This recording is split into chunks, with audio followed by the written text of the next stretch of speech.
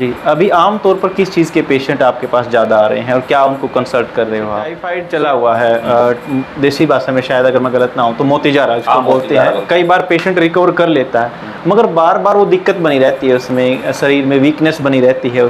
नमस्कार, आप Kaithal bag news देख रहे हैं, मैं हूँ अजय। जैसे जैसे मौसम बदला है वैसे वैसे बीमारियाँ भी बदली हैं, यानी कि बीमारियाँ भी अपडेट हुई हैं। फिलहाल लू के थपेड़ों से पूरा हरियाणा ग्रसित है। जिस तरीके से तापमान 45 डिग्री पर पहुंचा है, ऐसे में डॉक्टरों से भी लगातार कंसल्ट करते रहना ज़रूरी है और आपके खान पान को भी ध्यान रखना। इसके साथ साथ डिहाइड्रेशन से कैसे बचे, उन तौर तरीकों का भी जान लेना बेहद ज़रूरी है। तो फिलहाल मेरे साथ नवोदय मल्टी केयर हॉस्पिटल से डॉक्टर मंजीत कुंडू मौजूद हैं। सर, बहुत बहुत स्वागत है आपका। तो जैसे मौसम बदला है सर, बीमारियां भी अपडेट हुई हैं। हम पहले बात कर लेते हैं डिहाइड्रेशन के ऊपर, जिसको आमतौर पर बोलते हैं कि पानी की कमी होना। तो क्या कुछ इसके लक्षण है और कैसे इससे बचा जा सकता है? जैसे जो आजकल जो टेम्परेचर चल रहा है ना, 45 डिग्री के अराउंड चल रहा है जी, तो उस वजह से जो जानलेवा है सबसे ज़्यादा वो होता है हीट स्ट्रोक जी। उसमें क्या होता है कि भाई टेम्परेचर पेशेंट का बहुत ज़्यादा टेम्परेचर चला जाता है, बेहोश हो जाता है और मेडिसिन से भी टेम्परेचर नहीं काबू आता। तो सबसे खतरनाक ये चीज़ है हीट स्ट्रोक। उसके बाद अगर बात करें छोटी छोटी बातें, जैसे आपने देखा होगा कि जैसे सुबह पेशेंट उठते हैं, सुबह बंदे उठता है, कोई बोलता है कि मेरे दर्द रहता है, ये रहता है, वो रहता है, ऐसी कंप्लेन करता है, बॉडी पेन या वीकनेस ही रहती है, वीकनेस बोलते हैं जी। तो उस बेस पे अगर देखें तो उसमें कुछ और चीज़ें भी होती हैं, जैसे बोलते हैं कि हीट क्रैम्प्स। उसमें क्या होता है कि जैसे टांग बाहों में दर्द रहने लग जाता है, पेट में दर्द होने लग जाता है डिहाइड्रेशन की वजह से जी। और जैसे एक बोलते हैं हीट एग्जॉशन, उसमें क्या होता है कि बुखार नहीं आता बट शरीर टूट जाता है, वीकनेस रहती है, नोजिया रहता है, उल्टी आने लग जाती है। तो ये चीज़ हो सकती है।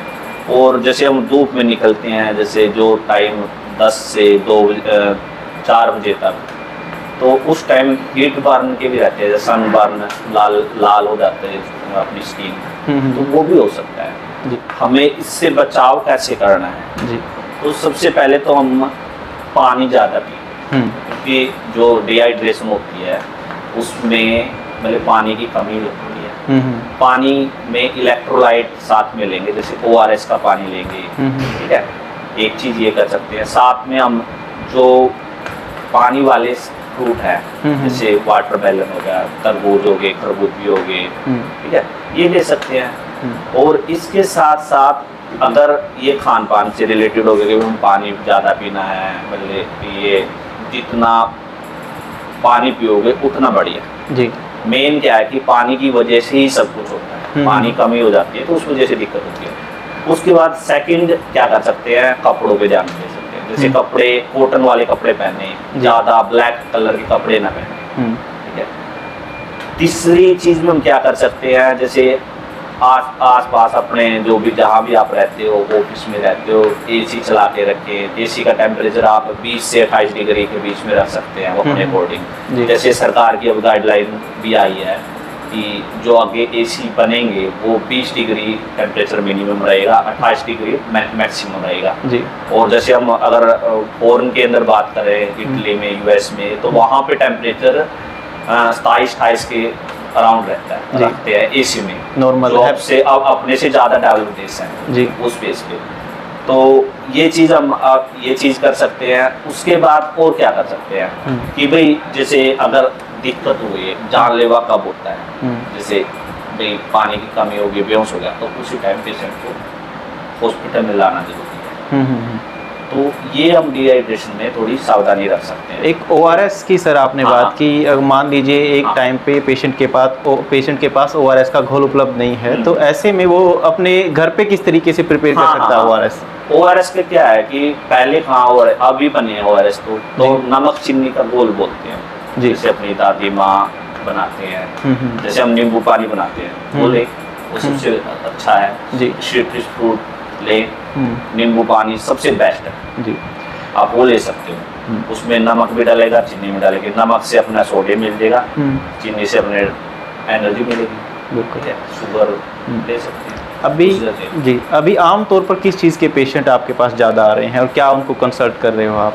जैसे आम तौर पे अभी जैसे लो स्टूल के पेशेंट है, फीवर के पेशेंट है, ये पेशेंट थोड़े ज़्यादा आ रहे हैं। तो एक दो patient heat cramp, heat exhaustion का भी आए हैं जी। जैसे कई पेशेंट ऐसे बोलते हैं कि तो मेरे पेट में बहुत ज़्यादा दर्द रहता है और टांगों में बहुत दर्द रहता है। तो ऐसे भी है, वो ज़्यादातर किसान थे वो आए थे जी। तो जो खेत में काम करते हैं कि अब जीरी का सीजन भी अभी आएगा। जी। तो अभी जो लू स्टूल है वो ज़्यादातर हमें वायरस की वजह से लग रहा है, जैसे रोटा वायरस हो सकता है या एडेनो वायरस हो सकता है, ठीक है। और कोविड के नाम भी सुना होगा आपने, कोविड भी अब जैसे केरला के अंदर बहुत ज़्यादा आ रहा है जी। बट जो ये कोविड है, जो आजकल वाला कोविड है जो अब आ रहा है, तो ओमिक्रॉन का वेरिएंट है वो, जैसे जो अभी जो नया वेरिएंट चल रहा है तो निम्बस है NB.1.8.1। तो इसका जो इफेक्ट देखा गया है वो लंग्स, फेफड़े के ऊपर नहीं है, वो ऊपर ही है बस। जैसे खांसी जुकाम कर देगा, थ्रोट इरिटेशन होगी, फीवर करेगा, कंजेशन कर देगा। तो इससे कोई जानलेवा नहीं कोई रिपोर्ट आई है, बट कुछ रिपोर्टें ऐसी देखी गई है कि जैसे जो इम्यूनो कॉम्प्रोमाइज पेशेंट होती हैं, जैसे कैंसर के, जैसे कोई डायबिटीज पेशेंट है, उनके साथ कोविड हो गया और उनकी डेथ भी देखी गई है। बट इतना कोई जो आजकल जो कोविड आ रहा है वो इतना कोई खतरनाक है, अपने एरिया में एंडेमिक नहीं है। वो ज़्यादातर केरल में देखा गया है, कुछ केस केरल में आए हैं, गुजरात में आए हैं, महाराष्ट्र में आए हैं, तो वहाँ पे केस आए हैं, दिल्ली में भी कुछ केस आए हैं। तो अपने यहाँ कोई केस नहीं आया अभी तक, कैथल में कोई केस नहीं है अभी तक कोविड का जी। तो वो भी लो स्टूल के साथ भी प्रेजेंट कर सकते हैं, ठीक है, जो दस्त, एक टाइप से दस्त बोलते हैं, ठीक है। उस टाइम कोई बैक्टीरियल इन्फेक्शन भी हो सकता है, जैसे एंटारिक फीवर है, वो भी लो स्टूल लग जाते हैं, जो साल्मोनेला टाइफाइड आ रहा है साथ में, तो उसकी वजह से भी हो सकता है। और जैसे कोई पैरासिटिक इन्फेक्शन भी हो सकता है, जो बच्चों में जियार्डिया, अमीबियासिस, वो भी हो सकता है। जो क्रोनिक पेशेंट है वो तो कम ही आ रहे हैं लो स्टूल के, उसका जैसे कि किसी को IBS की बीमारी है, किसी को लैक्टोज इंटॉलरेंस है, किसी को गेहूं की एलर्जी की बीमारी है, किसी को क्रोन डिजीज है, तो किसी को पैनक्रेटिक डेफिशिएंसी है, उसकी वजह से भी लो स्टूल के पेशेंट आते हैं, बट वो रेयर आ रहे हैं। बट अब जो अभी मेनली कोई वायरल का इन्फेक्शन है, कोई फूड पॉइजनिंग है, बैक्टीरियल इन्फेक्शन है, पैरासिटिक, वो ज़्यादा पेशेंट आ रहे हैं लो स्टूल के। और अगर एंटारिक फीवर की बात करें, एंटारिक फीवर क्या है, बैक्टीरियल इन्फेक्शन है जी।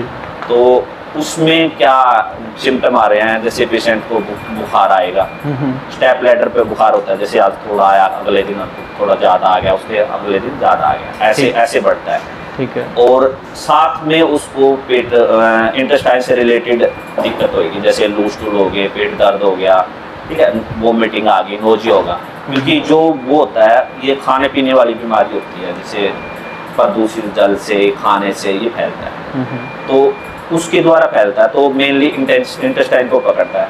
साथ में कुछ पेशेंटों में ये भी देखा है, किसी को खांसी जुकाम है, गले में दर्द है, उसमें भी टाइफाइड के देखा गया पेशेंट की भी टाइफाइड मिलता है। और टाइफाइड के लिए लोगों ने जैसे हम डायग्नोज के लिए करते हैं, तो अब जैसे कार्ड के द्वारा भी करते हैं, कार्ड के द्वारा एक टाइप से देगा, बट वो इतना स्पेसिफिक भी नहीं है। विडाल टेस्ट का कोई यूज नहीं है, जो विडाल टेस्ट हर टाइम विडाल टेस्ट कर देते हैं, उसका कोई यूज नहीं है टाइफाइड में। तो स्पेसिफिक अगर हम बात करें तो ब्लड कल्चर होता है, यूरिन कल्चर बोल सकते हैं, बोन मैरो कल्चर होता है, वो यहाँ इतना नहीं करता कोई, क्योंकि लोगों के पास इतने पैसे भी नहीं है कि हम इतने बेचते हैं जी। तो हम सिर्फ टाइफाइड के कार्ड के द्वारा कर लेते हैं, या टाइफाइड का PCR करवा लेते हैं जी, उसके द्वारा पता चल जाता है कि टाइफाइड है, तो फिर उसके बेस पे उसकी टाइफाइड की मेडिसिन दे देते हैं। तो अगर टाइफाइड की प्रिवेंशन के बारे में बात करें तो वैक्सीनेशन भी आती है, कई पेशेंटों को क्रोनिक कैरियर होते हैं, तो उसकी वैक्सीनेशन भी करवा सकते हैं टाइफाइड के लिए जी। तो उसका भी बहुत अच्छा रिजल्ट देखा गया है, जैसे यहाँ पे वैक्सीनेशन भी करते हैं टाइफाइड के पेशेंटों की जी। जैसे कोई बार बार टाइफाइड हो जाता है तो ये करते हैं नॉर्मल। तो अभी कुछ लेडीज़ हैं जैसे बोलती है मेरा BP एकदम हाई हो गया, मेरा BP कम हो गया है, वो क्या सिम्टम होते हैं और कैसे उसको क्योर कर सकते हैं? वो लेडीज के अंदर ज़्यादातर ये चीज़ लेडीज का जैसे जो अगर हम BP की बात करें, BP क्या है, देखो देसी भाषा में बात करें, BP देसी भाषा में जैसे हम ले लेते हैं कि गाड़ी का टायर है जी, उसमें जो हवा होती है ना, वो प्रेशर होता है एक टाइप से, जैसे गाड़ी के टायर में 35 का प्रेशर होता है, ऐसे ही अपनी नसों के अंदर, ब्लड वेसल के अंदर प्रेशर होता है, वो बीपी है प्रेशर। ठीक है, जो कहने का मतलब जब हमारा हार्ट चलता है, धड़कता है, कॉन्ट्रैक्शन करता है, जब सिस्टोल में जाता है तो सिस्टोलिक बीपी बोल देते हैं, जब डायस्टोल में रेस्ट पे आता है तो जो उस टाइम बीपी होता है उसको डायस्टोलिक बीपी। जैसे हम लेफ्ट आर्म, राइट आर्म उसके बेस पे मेजर करते हैं भाई, ठीक है, बीपी चेक करते हैं। फिर अगर हम गाइडलाइन की अकॉर्डिंग बात करें तो जो अमेरिकन के अंदर अलग गाइडलाइन है, जो यूरोपियन के अंदर गाइडलाइन है अलग गाइडलाइन है। तो अपनी जो यूरोपियन के अंदर आते हैं मेनली, ठीक है, अपने अकॉर्डिंग 140 से कम, 140/90 से कम बीपी रहना चाहिए तो अपने जो पेशेंट है। और जो अगर आप बात करें उधर अमेरिका के अंदर तो वहाँ पे 130/80 बीपी रहना चाहिए। ठीक है, और ये देखा गया है कि जैसे कई बंदे बोलते हैं कि बीपी में नमक नहीं खाना चाहिए, वो इसलिए बोलते हैं कि जो अपना जो एरिया है यहाँ पे ब्लैक, मतलब जो काले लोग होते हैं ना, जो पक्का रंग के वाले होते हैं, उनमें नमक हाइपर सेंसिटिव होता है, मतलब सेंसिटिव होता है बीपी के लिए। जैसे नमक खाते हैं तो बीपी ज़्यादा बढ़ता है। ठीक है, अगर हम बीपी को अगर देखें 2 ग्राम पर डे के हिसाब से, मतलब 2 ग्राम पर डे के हिसाब से नमक खाएं, मतलब उससे कम लें तो हम बीपी पे कंट्रोल कर सकते हैं। जैसे जो स्टडी हुई है, जो पेपर हुए हैं, उसमें देखा गया कि 5 से 9 mmHg बीपी कम हो जाता है, 10 के करीब लगा लो कि बीपी कम हो जाता है अगर आप नमक पे कंट्रोल कर लेते हो। ठीक है, किसी का मतलब सपोज करो 160 बीपी रहता है, तो अगर आप नमक पे कंट्रोल कर लेते हो ना तो 160 के 150 के जो बीपी आ सकता है उसका बिना मेडिसिन के। ठीक है, उसके बाद अगर देखेंगे बीपी और रहता है, अगर डाइट की बात कर लेते हैं, अब जो नमक की बात ये होगी, उसके बाद हमने पोटासियम रिच डाइट लेनी चाहिए। पोटासियम रिच डाइट लेते हैं, जैसे पोटासियम किसमें ज़्यादा होता है, जैसे केला, बनाना हो गया, नारियल का पानी हो गया, जैसे बादाम हो गया, ठीक है, जैसे अखरोट हो गए, जैसे काजू हो गए, ठीक है, तो उनके अंदर होता है। अगर हम पोटासियम लें अच्छी मात्रा में, मतलब जो जिस पेशेंट को जरूरत है भाई उसका इलेक्ट्रोलाइट चेक करा के, तो उसमें ये देखा गया पेपर के अंदर 5 से 20 mmHg बीपी कम हो जाता है अगर पोटासियम मतलब आप ठीक मात्रा में लेते हो, पोटासियम की कमी को पूरा कर लेते हो। मैग्नीशियम लेते हैं, उससे भी मतलब बीपी 5 के करीब कम हो जाता है। और एक्सरसाइज की वजह से भी मतलब जो अगर आप 10 किलो वजन कम करते हो तो आपका बीपी 10 से 20 mmHg कम हो सकता है। तो मैं ये इसलिए चीज़ बता रहा हूँ कि कई लोग सोचते हैं कि यार बीपी की दवाई स्टार्ट कर ली, अब तो बीपी की दवाई बंद नहीं होगी। ऐसा कुछ नहीं है। अगर आप अपना वेट लूज करते हो, एक्सरसाइज करते हो, नमक की मात्रा कम करते हो और पोटासियम मैग्नीशियम ठीक मात्रा में लेते हो तो आपका 160-170 वाला बीपी भी नॉर्मल हो सकता है। एज पर गाइडलाइन बात कर रहा हूँ, एज पर पेपर के अनुसार कि भाई अगर आपने ऐसे डाइट मॉडिफाई कर लिया, अपने शरीर को मॉडिफाई कर लिया, आपका बीपी बिल्कुल ओके हो जाएगा, आपको मेडिसिन की जरूरत ही नहीं पड़ेगी। बट जो नहीं कर पाते फिर उनको मेडिसिन देनी पड़ेगी। अगर नहीं ली तो क्या होगा, तो उससे बहुत खतरनाक दुष्प्रभाव हो सकते हैं। कई बंदे बोलते हैं मेरा 200 बीपी रहता है और मेरे को तो कोई दिक्कत ही नहीं रहती। वो अभी तुम्हें लग रहा है 200 बीपी रहता है, जब सपोज करो बीपी अगर टायर के अंदर हवा ज़्यादा भर देंगे, अगर वो फट गया तो उसी हिसाब से मैं ये बात बोल रहा हूँ।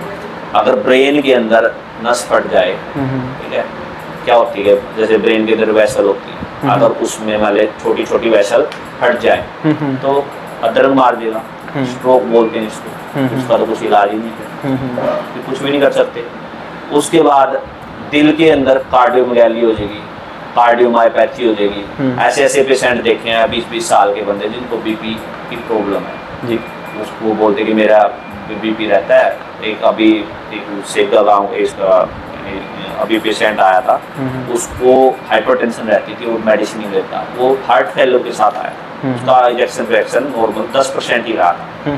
तो हार्ट फेलियर के साथ प्रेजेंट करते हैं जो मेडिसिन नहीं लेते, कोई स्ट्रोक के साथ प्रेजेंट करते हैं, किसी आंखों की रोशनी चली जाती है, ठीक है। तो इसलिए बीपी को ऐसे नॉर्मल मत लें, ठीक है, क्योंकि अगर जो इसका कॉम्प्लिकेशन होगी ना तो फिर आप कुछ भी नहीं कर पाओगे। ठीक ठीक। तो इसका ये रहता है। जी, अभी जैसे टाइफाइड चला हुआ है, देसी भाषा में शायद अगर मैं गलत ना हूँ तो मोतीजारा जिसको बोलते हैं, कई बार पेशेंट रिकवर कर लेता है, मगर बार बार वो दिक्कत बनी रहती है, उसमें शरीर में वीकनेस बनी रहती है उसकी। क्या वो उस तरीके से रिकवर नहीं हुआ, या ये बार बार दिक्कत रहती है, जड़ से ख़त्म क्यों नहीं हो पा रही वो चीज़? ये चीज़ ये है जो आप मोतीजारा बोल रहे हो ना, पहली बात तो वो डायग्नोज ही नहीं होता। ओके। डायग्नोज क्यों नहीं होता? सारे जो मैंने जो देखे हैं, जो मेरे पास पेशेंट आते हैं, वो बोलते हैं देखो जी विडाल टेस्ट पॉजिटिव है। विडाल टेस्ट पॉजिटिव का मतलब टाइफाइड नहीं है। किसी भी बीमारी में विडाल पॉजिटिव हो सकता है। एक चीज जी, अगर आपको टाइफाइड एंटेरिक फीवर है तो आपको 14 दिन का ट्रीटमेंट लेना पड़ेगा जी। उसके बाद अगर वो कैरियर में चला जाता है तो फिर 1 महीने का ट्रीटमेंट भी चलता है। तो इस वजह से वो बार बार बुखार होता है जी। कैरियर में चले जाएगा तो फिर आपको 1 महीने का भी लेना पड़ेगा। पहले बात तो वो 14 दिन का ट्रीटमेंट लेते नहीं है कोई, 5 दिन का नहीं लेते, 2 दिन खा के बुखार ठीक हो जाता है। ओके, वो ऐसे ही चलता है, कोर्स पूरा नहीं करते पेशेंट। और कईयों को क्या, जैसे किसी को खून की कमी है, किसी को कुछ कमी, अपने आप को मोतीजारा बना लेते हैं। वो नहीं होता। कई को अगर खून कम है उनको वैसे कमजोरी लगती है, उनको वैसे लगता है कि मुझे बुखार है। तो ऐसे पेशेंट भी देखे गए, आके मुझे बोलते हैं जी मुझे मोतीजारा है, खून मिलता है 2 ग्राम, अब खून की वजह से उसको बुखार नहीं है। बिल्कुल ऐसा होता है।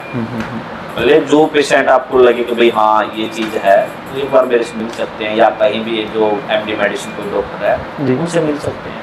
बिल्कुल भाई आपके जो क्वेश्चन है उसका आंसर दे देंगे कि भाई हाँ इस वजह से नहीं होता आपको। बिल्कुल ना। तो डॉक्टर मंजीत कुंडू मेरे साथ थे, इन्होंने जिस तरीके से बताया और जो क्वेरीज आपकी थी हमने इनसे भी जानने की कोशिश की। हालांकि आपको लगता है कि आप उस बीमारी से ग्रसित हैं तो उसका ट्रीटमेंट ज़रूर शुरू करवाइए। अगर आपको यहाँ से अपना ट्रीटमेंट शुरू करवाना है तो करनाल रोड पर नियर पद्मा सिटी मॉल के पास नवोदय मल्टी केयर हॉस्पिटल मौजूद है। यहाँ डॉक्टर मंजीत कुंडू आपको मिलेंगे। इसके साथ साथ डॉक्टर साहब, मैं एक लास्ट सवाल आपसे कि एक स्वस्थ रहने के लिए व्यक्ति को क्या कुछ करनी चाहिए, अपनी दिनचर्या में क्या क्या चीज़ें शामिल करनी चाहिए ताकि वो स्वस्थ रह सके, एक हेल्दी लाइफस्टाइल के साथ जीवन जी सके? आखिरी सवाल। देखो, स्वस्थ रहने के लिए अगर देखें, बात करें जी, सबसे पहले लाइफस्टाइल जी। जैसे लाइफस्टाइल जरूरी है।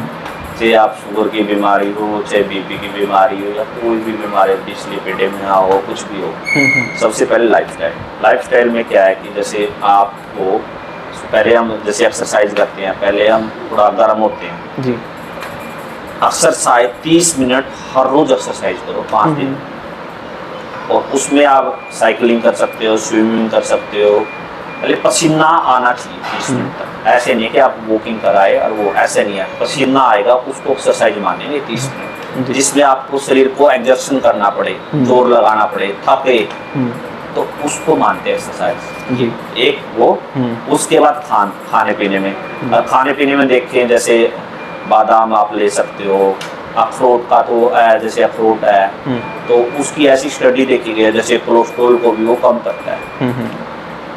जो अखरोट खाते हैं होता तो एक करके तेल ही होता है, ऑयल ही होता है उसको, बट वो ऑयल कोलेस्ट्रॉल को कम करता है, ये देखा गया स्टडी में जी। ठीक है, अखरोट ले सकते हो, ऑयल जो आप बादाम खा सकते हो, चिया सीड्स आते हैं वो ले सकते हो अगर ड्राई फ्रूट की बात करें, और सीजनल फ्रूट है वो आप खा सकते हो, जो भी सीजनल फ्रूट है सब खाओ जी, कोई वो नहीं है। उसके बाद सेकंड बात करें कि जैसे एक्सरसाइज स्ट्रेंथ, अगर भाई आपको जैसे वर्जिश करते हो, स्ट्रेंथ एरोबिक एक्सरसाइज में आपकी नॉर्मल एक्सरसाइज आ गई, जैसे और स्ट्रेंथन वाली नॉर्मल जिम वाली आ गई, तो ये कर सकते हो।